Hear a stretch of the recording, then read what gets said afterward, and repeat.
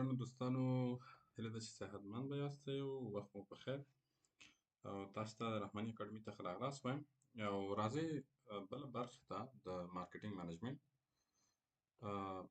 په مارکیټینګ منیجمنت کې دلته موږ ځینې نور موارد په نظر کې نیسو چې څو دانې سوالونه دي. دا 2 سوالونه دي چې باید یو شرکت یا یو کمپنۍ باید دغه سوالونو ته باید ځواب ورکړي.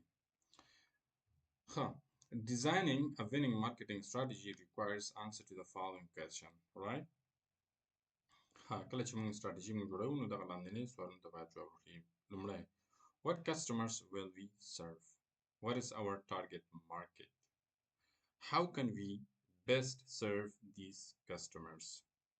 What is our value propositions? ښه، لومړی، what customers will we serve؟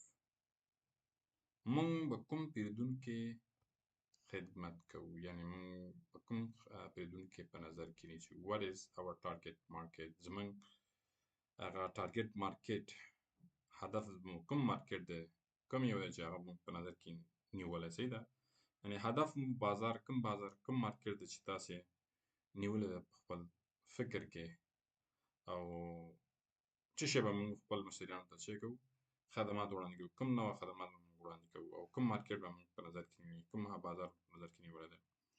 ګورئ، هر محصول یا خدمت چې د هر چا لپاره نه دی، ګورئ، هر محصول یا هر خدمت د هر چا لپاره نه دی.